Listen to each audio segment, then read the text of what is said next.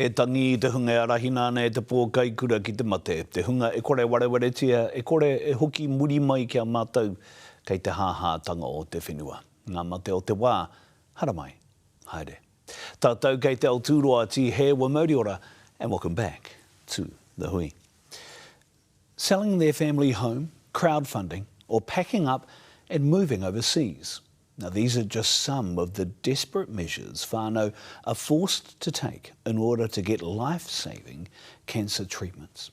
Myeloma is a blood cancer which kills around 200 Kiwis every year, and Māori are more likely to be diagnosed with myeloma and to die from it than non-Māori. Nō reira, he aha te mahi e tāi ai, kia toko ake I te ora ki te hunga ka pāngia e te mate nui whakaharahara nei. The government has injected a record $604 million into the drug funding agency Pharmac. But blood cancer patients say they are missing out on game-changing medicines and they are dying, waiting for a miracle. Rurani Pereira has the story. It's one of our biggest cancer killers. It is a devastating disease to have.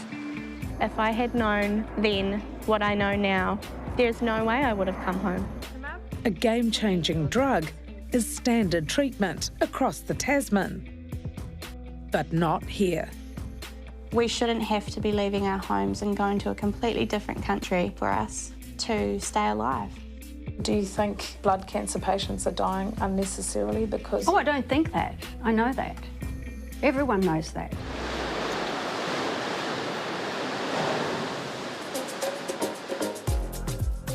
Lani Reti's husband, Tāwhai, started shearing when he was a teenager. There are still shearers and farmers now that talk about his shearing and want to be taught by him or want to learn from him. Your hand's starting to cramp up.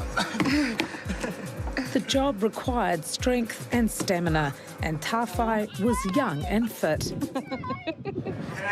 But in 2019, he suddenly collapsed on the job. So he had a week off after that, and then the following week he went back and he collapsed on the board again. Months of tests followed. Then the worst possible news. He was 29 the day that they told us that he had blood cancer. 29? 29. It was soul-crushing. I had lost my mum to cancer when I was quite young. That brought back a lot of emotions from losing my mum. You automatically go to, he's going to die. Tāwhai was diagnosed with the blood cancer myeloma. It's incurable, but treatable. Tāwhai had extensive chemotherapy and a stem cell transplant. He was on management medication, not very often, and regular blood tests once every 3 months, which was then dropped to once every 6 months because he had gone into remission. His body had recovered and he was virtually back to normal. He was back shearing? Yeah, he was back shearing. He was back doing what he loved. Whoa! Our kids were growing nicely. Tāwhai and Lani have 4 tamariki. Charlie's excited. Here we go. With a new lease on life, Tāwhai accepted a shearing job in Melbourne and the family crossed the Tasman. And we were really looking forward to the future. Life was good. But after 2 years in Australia, Tāwhai relapsed. It all changed again. Just one day, same thing. He collapsed on the shearing board. My heart just absolutely sank. And I thought, oh no, here we go again. So they came back home to be with extended whānau. We were told just before Christmas Day that he was not going to be alive for much longer. He was dying. There was no options left in New Zealand. He was just slowly getting worse and worse. I was just watching the person I loved more than anything slowly deteriorate and become less and less of himself. I was preparing myself to bury him and to raise my children alone. There was no hope.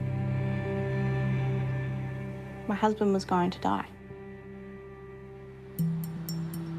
Myeloma is a blood cancer, a single cell that has mutated a number of times and it overwhelms our system. Dr. Matt Wheeler is a physician and haematologist. It can do a variety of different things, invade your bones, affect your kidneys, nerve damage. It presents in a wide range of different presentations that can make it very difficult to diagnose. And like Tāwhai Reti, it can strike people in the prime of their lives. Is it good? I've had some really young Māori people diagnosed with often severe end-stage damage that isn't necessarily able to be corrected. Twice as many Māori under 60 are diagnosed with myeloma. All blood cancers, we see that Māori in Pacifica have poorer outcomes and have a higher mortality associated with it. We have higher chances of getting myeloma. We get it younger, we die faster. I feel like the severity of it isn't recognised. There is a drug that could have helped Tāwhai, but it costs hundreds of thousands of dollars a year here. In Australia, it's only $40 a week. It really crushes you to think that money is the thing that stands in the way of saving someone's life.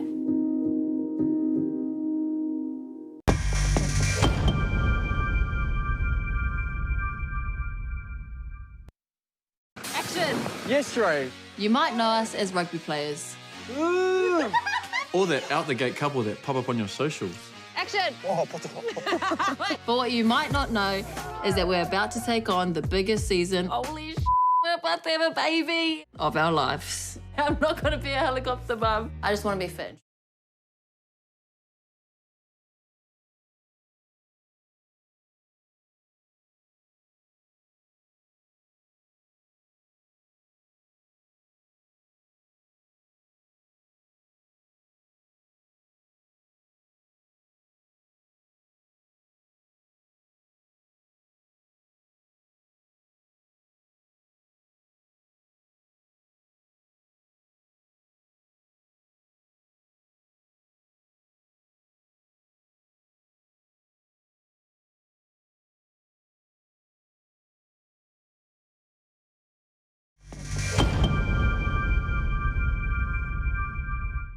Nau hoki mai ki tā tātou hui e aoro nui ana ki te mate pukupuku o te hinu iwi tāngata. Kua whitu tau a Tāwhai Reti e pāngia ana e te mate nei. Nō reira, mea hara ia. For 7 years, Tāwhai Reti has battled multiple myeloma, a blood cancer that slowly robbed him of his health, his mahi and precious time with his young whānau. Ko te mea nui, he rongo wā kei te ao e haere ana, a he oranga nui, kei roto. A life-saving cancer drug that's available in nearly 50 countries remains out of reach for New Zealanders like him. In part 2 of this report, Rani Pereira finds out why.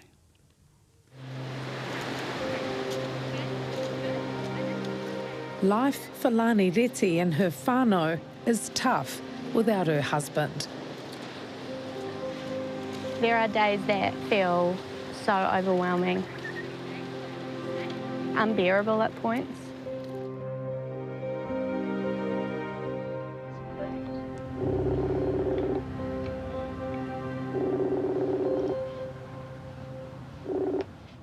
Hello. Hello. How are you? Tired. Oh, I miss you. Smiley. Yeah, he's fun too. Tāwhai Reti has been in hospital since January, not in Aotearoa, but in Sydney. His 2 years sharing in Australia qualified him for Medicare cover here and treatment not available to him at home. Fresh hope for the 36-year-old. He was a dying man when he came, and he could have easily died. Last December, your whānau were planning your tangi. How does it feel to be where you are today? Pretty hopeful. Pretty glad I'm here, to tell you the truth. But then I'm not, you know. Why not? I just miss the kids. It's all missing home, yeah. It's likely he'll be in Australia for a year. It's incredibly tough for him to be away from our children. I notice a decline in his all-over health. He needs us. Lani has had to leave her job, her home in Greymouth, and her children to be with him in Sydney. Breaking up the family, it's pretty hard. And having to go to another country to get treatment and not being able to have your family with you, I wouldn't wish it upon anyone. It's a ripple effect. Tawhai's sister, Crystal, has had to move across the South Island to be there for their kids. Dealing with his pain, dealing with the demands of bringing up and providing for and nurturing 4 children, I just think they're amazing. The 2 of them have been amazing role models, yeah. Once a week, Tawhai receives the drug daratumumab, or Dara, for treating his blood cancer. There he is! Hello! Oh, you're looking a bit better than you were this morning. Professor Judith Trotman is a Kiwi doctor who now works in Australia. Today, she has some news to share. And so we gave you the DT pace, and that's wiped out the myeloma cells. Nearly wiped you out, but you are stronger. And you came back. The daratumumab is doing its job, bringing down his myeloma cell count. In myeloma patients, white blood cells multiply uncontrollably, producing abnormal proteins that can damage bones, kidneys, and the immune system. What he's been getting is daratumumab added to the chemotherapy. Daratumumab acts like a guided missile, helping the immune system find and destroy cancer cells. I said to Tawhai and Lani, I have not uprooted you from your family, from your 4 children, to come to a different country just to try and buy another month or 2 of survival. I see the daratumumab as a step to trying to gain a meaningful long-term remission of his myeloma. But he's been starting to eat properly again today. Oh, good. It's transformed survival outcomes for blood cancer patients for the past 10 years. But in Aotearoa, the drug is not government funded, so comes with an eye-watering price tag. I nearly fell off my chair. I thought, you're kidding? When they said, you'd have to pay for it, I assumed maybe $10,000 a year or something like that. How much? Between $220,000 to $240,000 per year. Across the Tasman, it is available for as little as $40 a week, and Australians with myeloma live at least 15 months longer than those in New Zealand. The haematologists are not being given the tools of their trade. It's really tough. Is it sore? How much was that jab? Yeah, goodness. Daratumumab is considered standard treatment overseas and is also funded in almost 50 other countries. Daratumumab is incorporated in first-line treatments across most of the OECD. New Zealand invests 0.4% of its GDP on medicines compared to the OECD average of 1.4%. And that's where patients with blood cancers, not just patients with myeloma, are exquisitely affected. The government have recently spent a record $604 million into the drug funding agency, Pharmac. What more could they do? 604 million, that sounds like a lot of money, but when you divvy up across the need, how much of that is going towards treatments for blood cancer? Before becoming Prime Minister, Christopher Luxon promised to do better for Kiwi cancer sufferers. National wants these New Zealanders to stay in New Zealand and to fight their cancer with the full support of a world-class health system. There was a pre-election promise there was going to be this uplift of funding for cancer medicines, and there was very little, tiny little dribs and drabs for a few, rather than really important foundational medicines for people with the second most common blood cancer in New Zealand. How was your athletics today? Good, but I got injured. You got injured? Well, I just fell. Oh. It's not just a health issue, it's an economic issue. The impact on Māori and Pacifica, because it impacts them so much more often and it impacts them at such a younger age, that has a greater economic impact. We're going to say hi to Dad. Hi, Dad. Hey, Mama. Tawhai had been diagnosed at the age of 29, now been 36. That's in his prime productive years. And because of the inadequate treatment of his myeloma, he was not working. Talk to you soon. Okay. Love you. Love you. Love you, Mum. Love you, Dad. Love you, mate. Later, mate. See yous. We're trying to not just save lives, we're trying to get better lives and productive lives. Was Tawhai a good candidate for Dara? No, absolutely. Ticked all the boxes. It would have been a lot better 6 years ago. When Tawhai and you made the decision to return back to Greymouth, back home, back to Aotearoa, do you ever regret that? More than you can know. He could have received this treatment a lot earlier. He could be in remission at this point. It's an absolute fact that New Zealand lives are being lost so much earlier to myeloma and to other blood cancers. How grateful are you to Professor Trotman? Yeah. What do you do to thank somebody that's given your children back their father?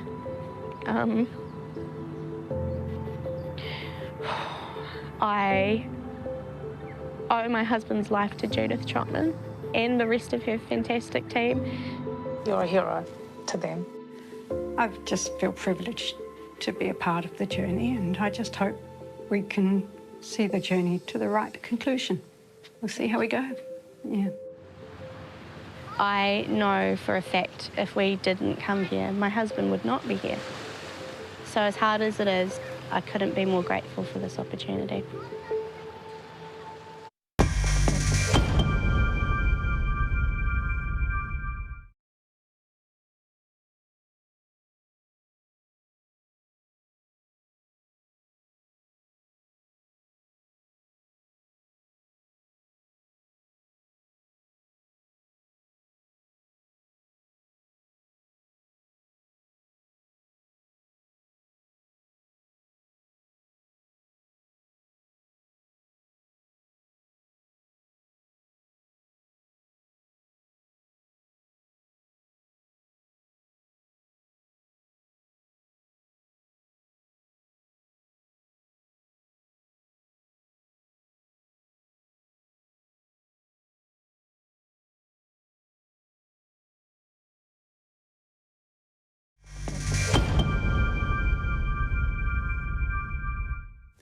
E haere tunu ana, tā tātou hui e mātai matua nei ki te mate pukupuku o te hinu iwi tangata.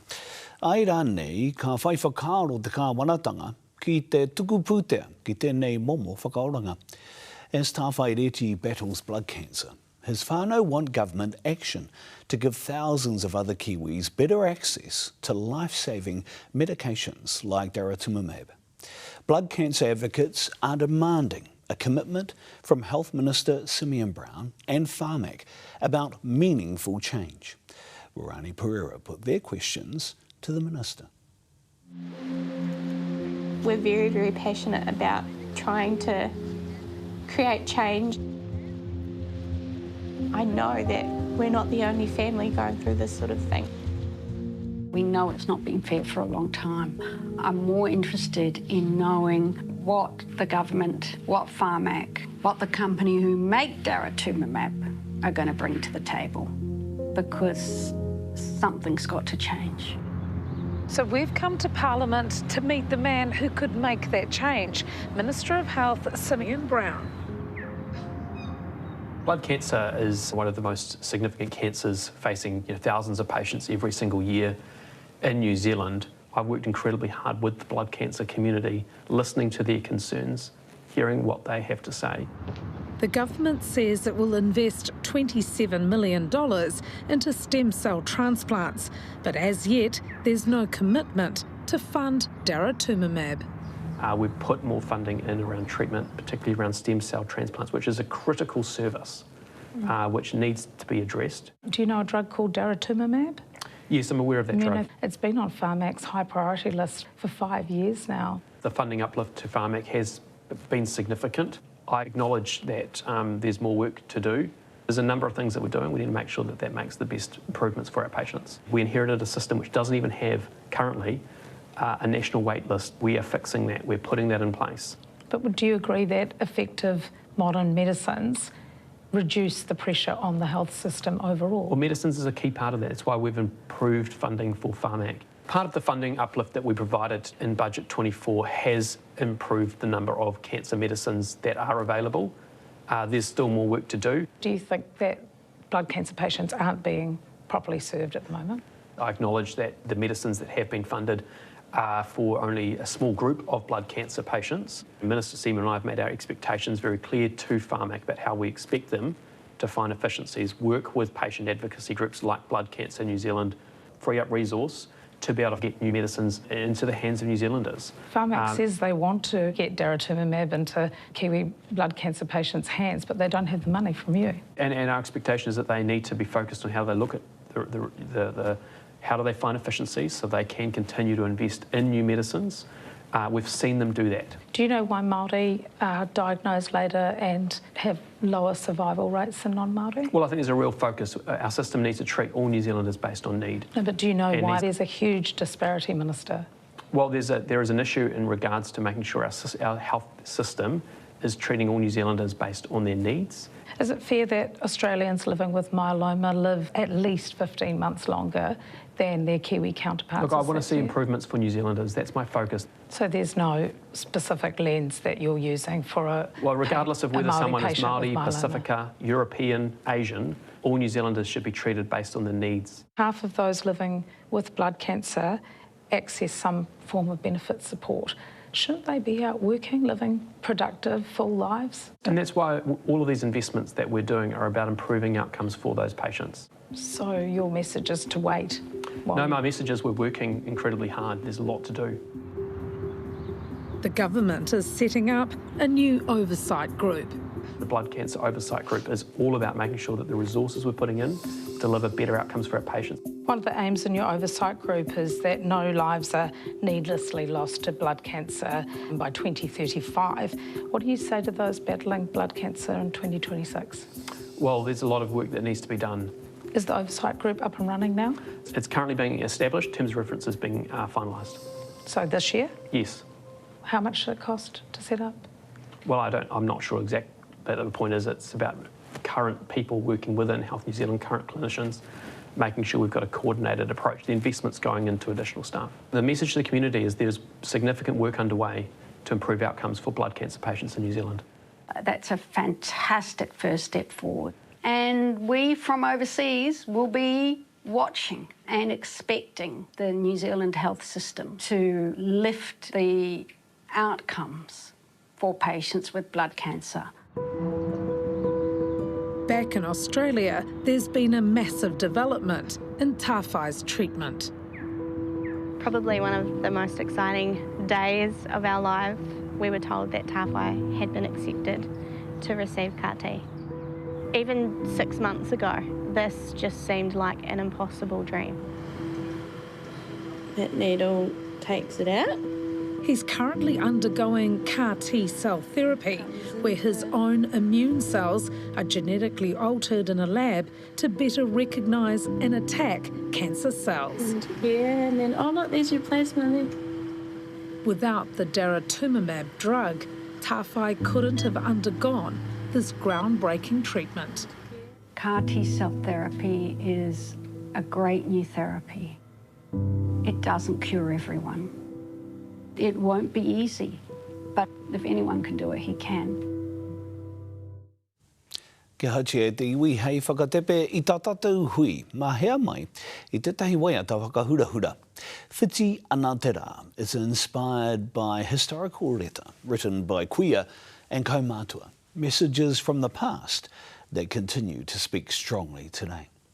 These letters carry a powerful whakaaro of self-determination and hope, encouraging our people to be industrious, take action and recognise that our strength and salvation comes from within. Nā tākuta Jeremy Tātere McLeod ngā kupu a ngā Periri King, rāua ko hukarere Greening, te rangi o te waiata nei. I titua tēnei waiata I te kaupapa o matua te kupu, I tū ki te marae o Waimarama. The official music video for Periri King's debut waiata, whiti ana te rā.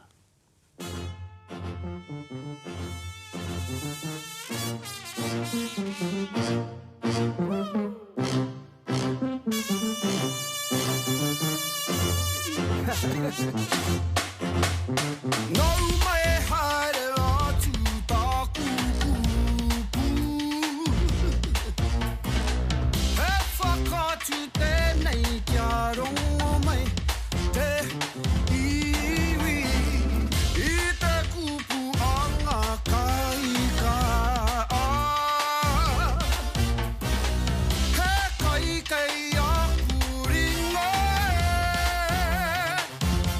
He unga tangata, he urunga ka heke heke, e roa araro, e tata arunga.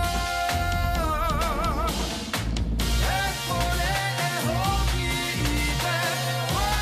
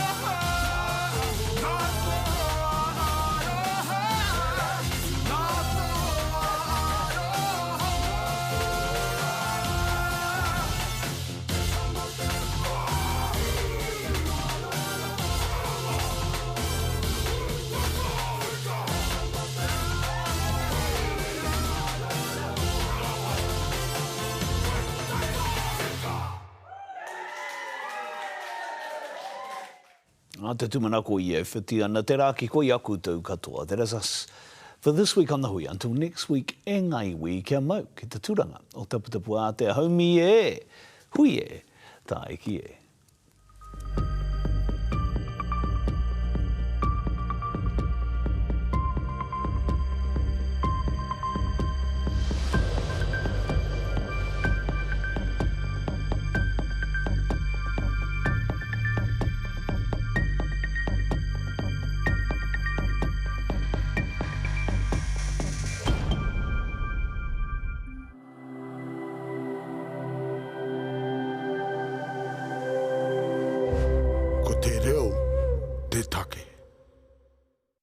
Nā te puna whakatongarewa, te hui I tautoko.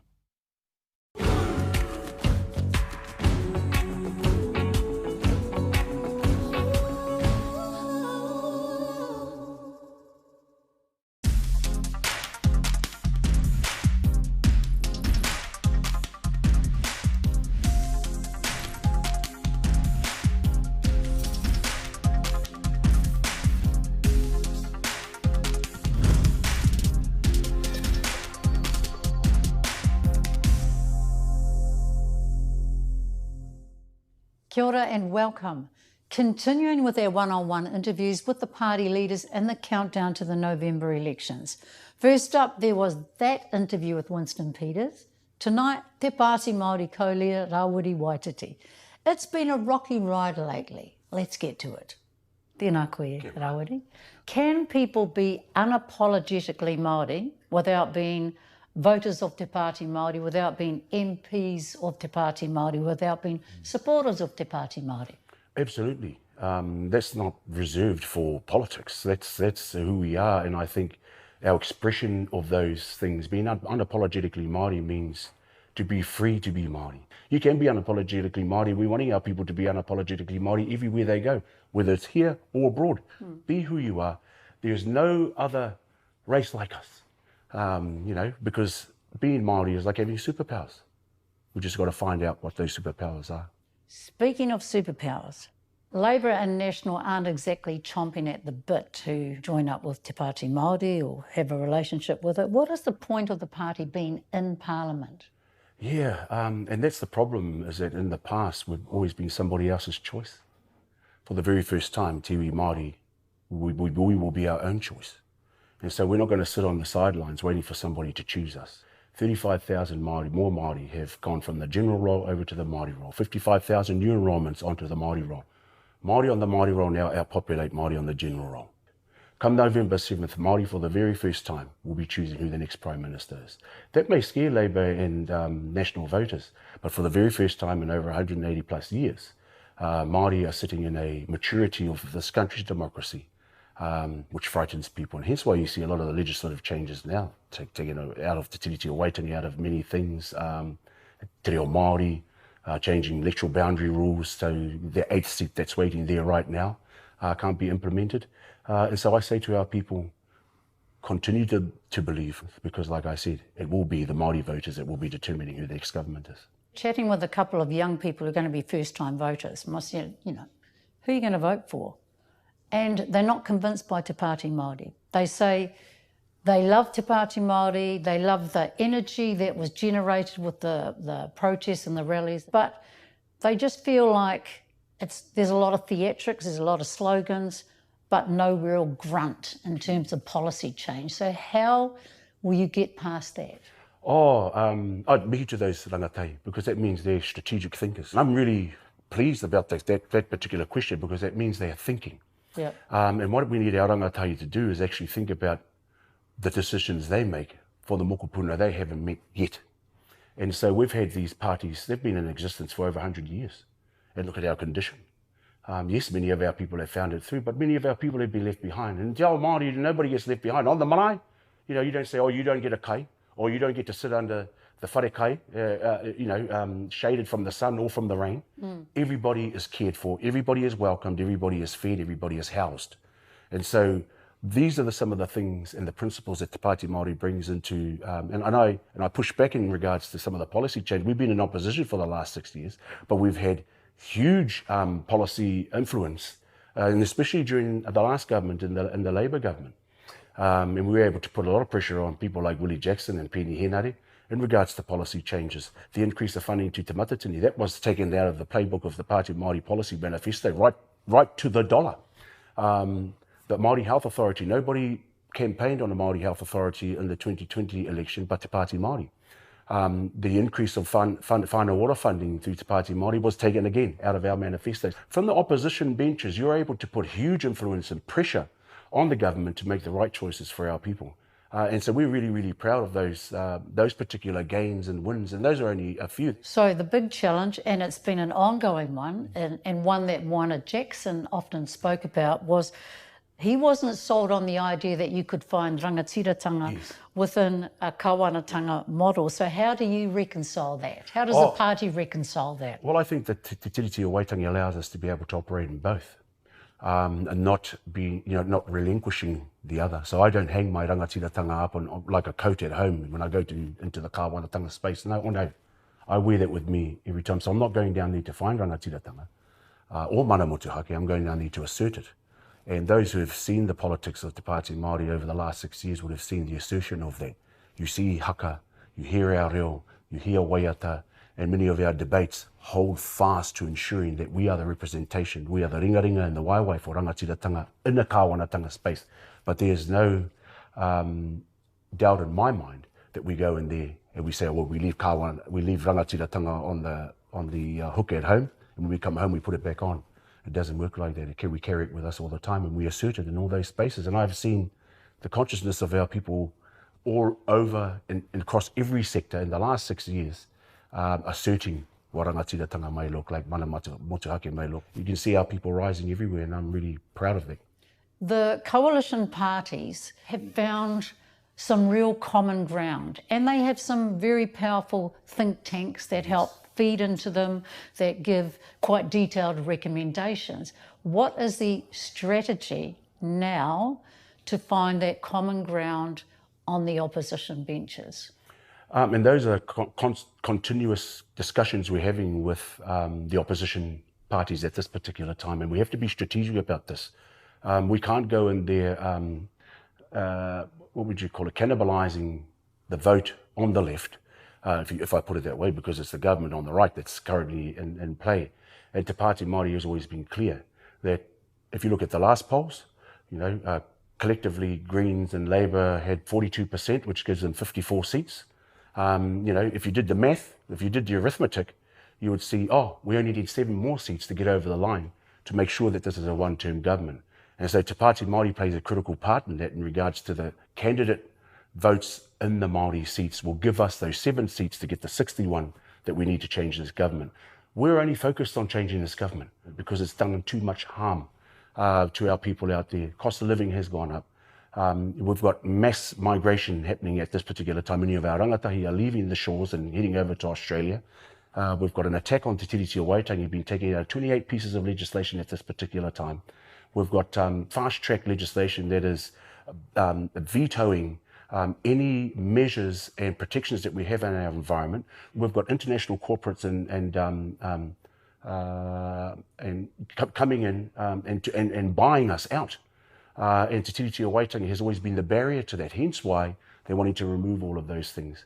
They're wanting to remove the voice of Māori in terms of this election, and anyway, in terms of voter suppression and some of the legislative changes they've made till then, not having boundary changes changed until 2030. I'm saying to our people, continue to believe, continue to mature in this place. We're no longer a marginal vote, we are a critical vote heading into this election. What happens when you get into the elevator and Winston Peters or David Seymour in there? I don't go in it at all. I'll wait for the next one. Mm-hmm. The problem is, it's not me. When they see me coming, they're pressing close, close, close, close, close.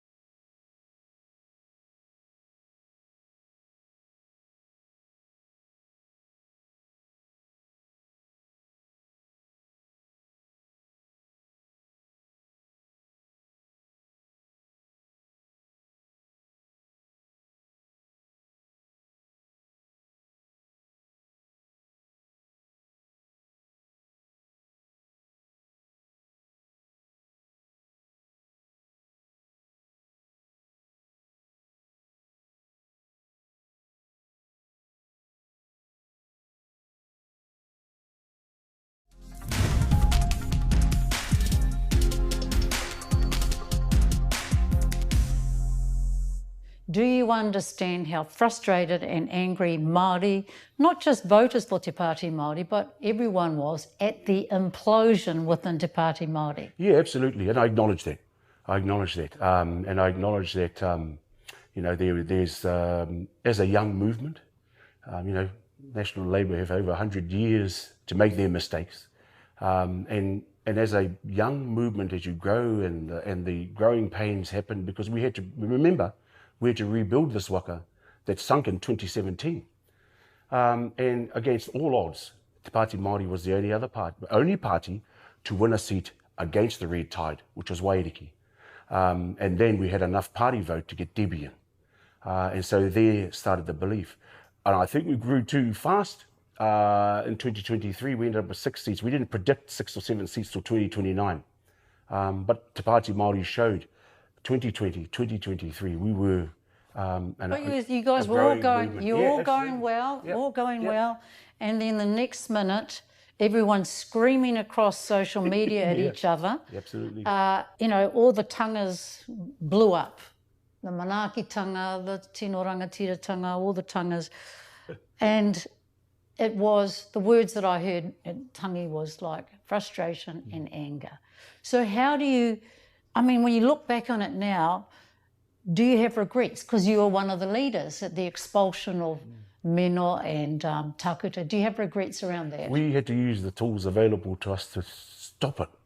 And what it meant to stop the noise. And the noise I'm talking about is the social media noise that you're talking about, and all the media that enjoyed. But you guys were part of that. Enjoyed that. Well, I was silent for 6 weeks. Both Debbie and I were silent for 6 weeks. And that's easy to find. You will find there's no interviews or anything like that. And I think our silence also means that there was another part of the story that was missing in that particular saga. Kei te pai tēnā. Relitigating that, you know, that we could do that.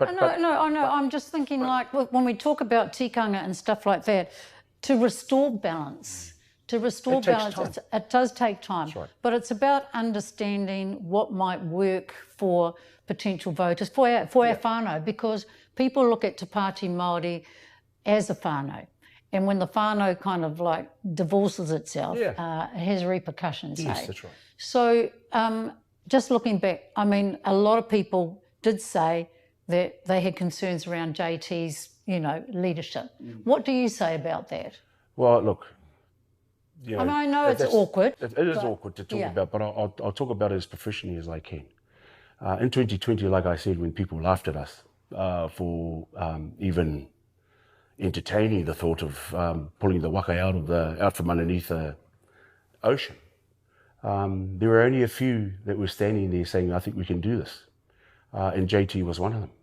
And is still there today. And nobody had an issue with JT come 2020 to 2023.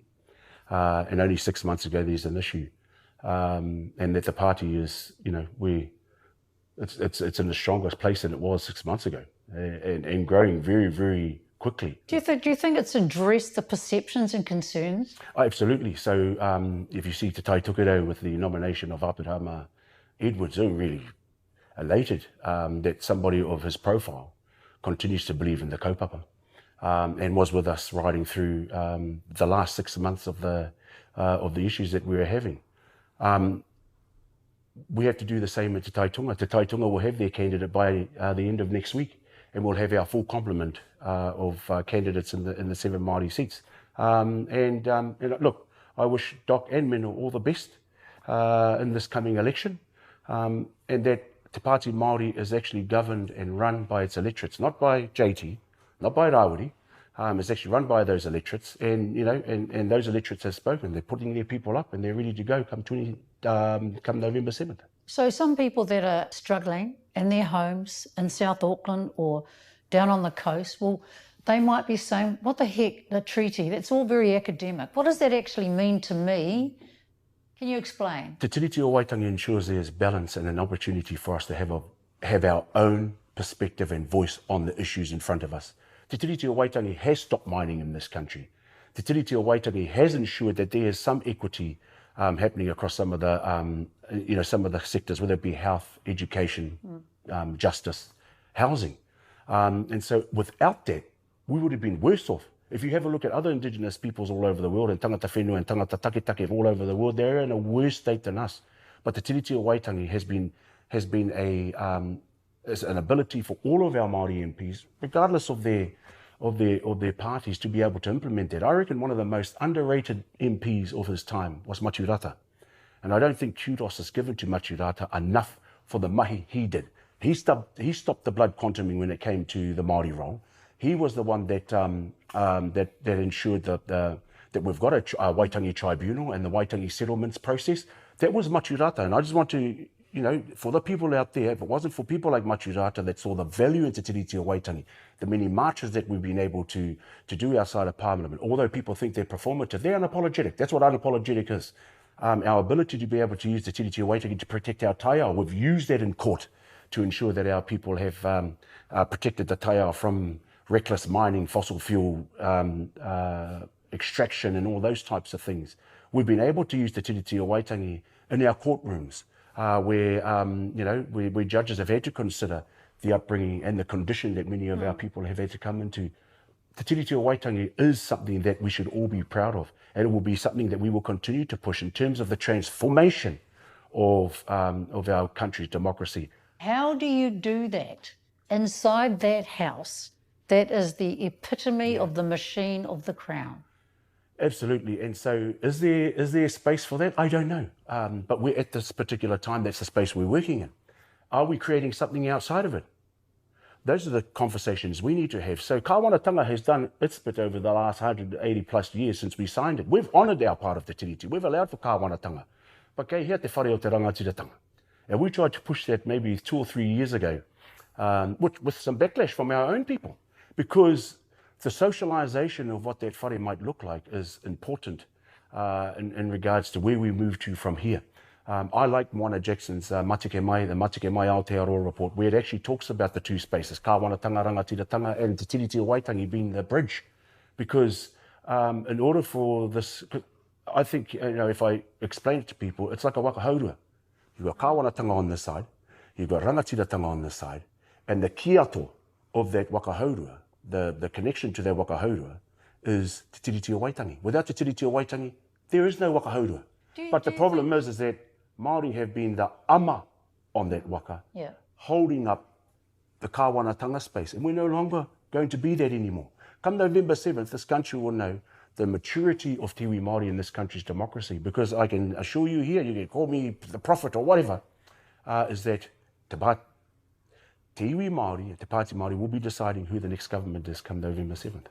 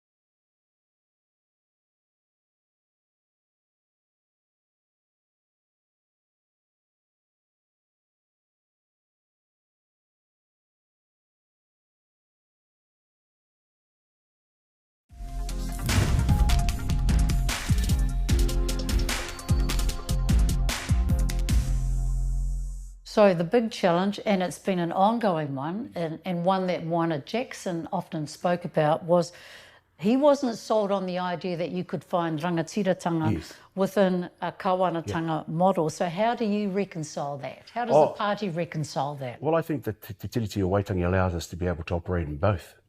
And not not relinquishing the other. So I don't hang my rangatiratanga up on like a coat at home when I go into the kawanatanga space. No, I wear that with me every time. So I'm not going down there to find rangatiratanga or mana motuhake. I'm going down there to assert it. And those who have seen the politics of Te Pāti Māori over the last 6 years would have seen the assertion of that.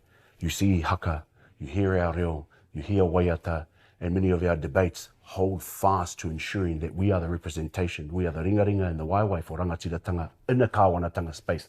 But there is no doubt in my mind that we go in there and we say, well, we leave rangatiratanga on the hook at home, and when we come home we put it back on.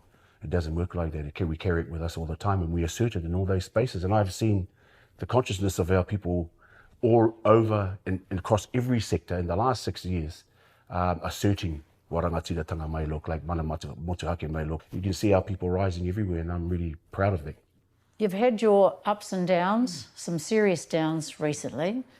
And some serious ups. It's good that you emphasise that. Where are you going to put your focus to restore the trust of Māori? I think we are always constantly working hard to work on ourselves as a people, trying to navigate a whole lot of systems that weren't created by us. And one of them is this political system. It's played its role in terms of fragmenting mana motuhake, which is collective decision making, to democracy, which is my vote, my right, my this, my that, to individual type thinking. And I think we've got to start building the trust in each other, having those conversations as a whānau, as an iwi, as an hapu, about what decisions do we make come November 7th that will have an impact on the mokopuna that are not born yet. And so, we will constantly work hard on the ground to ensure that our people feel us and see us and that they're heard and seen. But coming up, we've got to believe in ourselves again. Are you talking about Te Pāti Māori? No, as a people. Like I said, we were able in the last 6 weeks, I've seen the consciousness of our people change. If we were to go back in a time machine 6 years ago, our people look very different. But the amount of artists that have, that have been able to share that message, whether it be through music, whether it be through visual arts, our kapahaka, they've all been able to, they've all found voice. All our tamariki and our kura. I'm the one, I go and listen to those whai kōreros and those kapahakas. They're singing about this all the time. But the movement of our people, and this is probably why it felt so raw, when we did go through our trials and tribulations, is because our people had shifted, the puku had shifted into a space where we believed in ourselves, where we saw the magic in our people. And like I said, the numbers don't lie. The increase of the Māori roll was a prime example of that, of new enrolments, of old enrolments on the general roll going over to the Māori roll. There was huge change. And I think our job is to continue to have those discussions with a whole lot of aroha and to remember to believe where we have come from. Remember to believe where we are going to. And remember to believe in ourselves. We are the solutions to our oranga. Nobody else. We will be nobody's choice come November 7th. We will be doing the choosing. And will Te Pāti Māori itself walk the talk on those values? We absolutely walk the talk all the time. Look, you can't say, I'm the tikanga in your marae when you have a raruraru on the marae. Like, are you saying, I'm upholding tikanga and you're upholding tikanga? Tikanga is something that evolves all the time, and it's something that we've got to continue to do to the best of our ability. But tikanga is both ways. And, I would have loved to have a tikanga kōrero. Unfortunately, once it goes into the media space, you lose all control. You're denied all of that. Once it goes into the court, you're denied all of that. And so I would have loved to have a tikanga kōrero in that particular process, but we were denied that. And so I will continue. I haven't changed. The party values haven't changed, and we will continue to ensure that the belief in our people in this particular space of kāwanatanga, we're not taking anything away from rangatiratanga, but in kāwanatanga, is that they have an unapologetic, unfettered, unbridled Māori voice. See, I love your sayings. I love your sayings.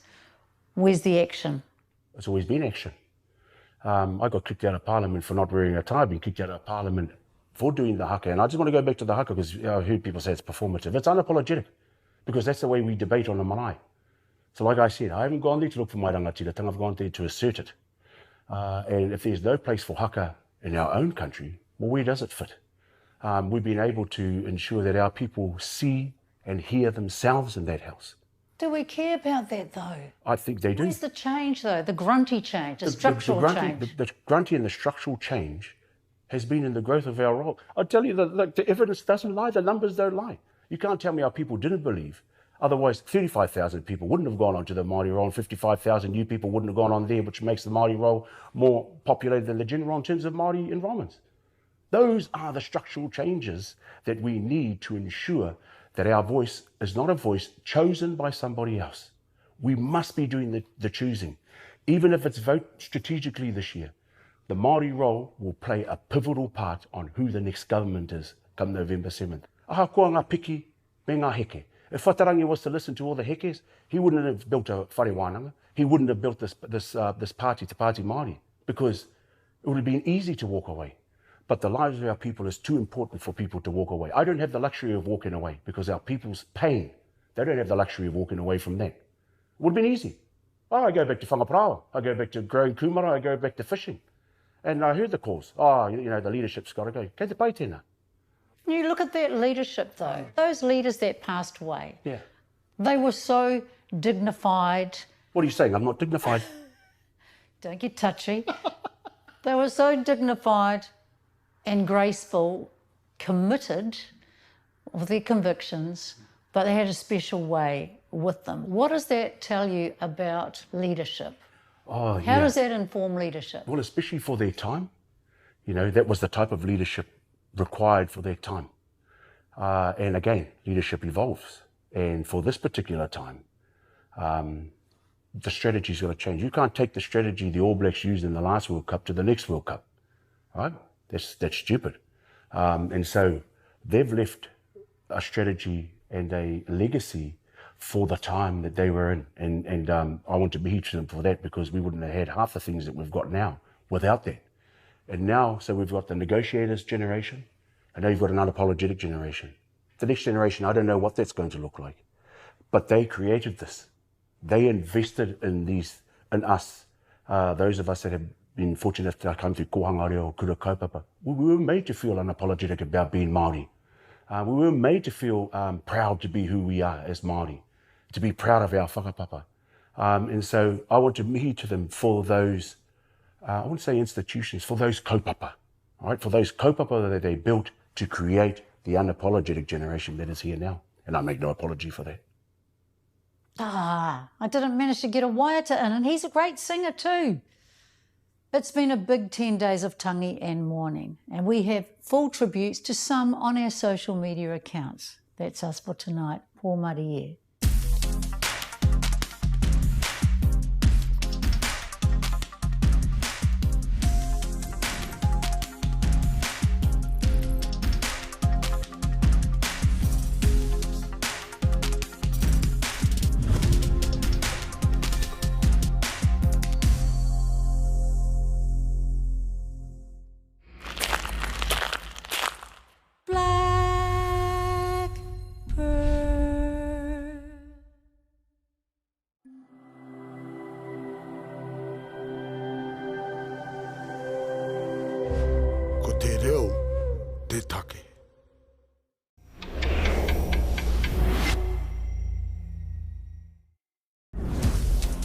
For more Te Ao of Moana, stream full episodes now on Māori Plus.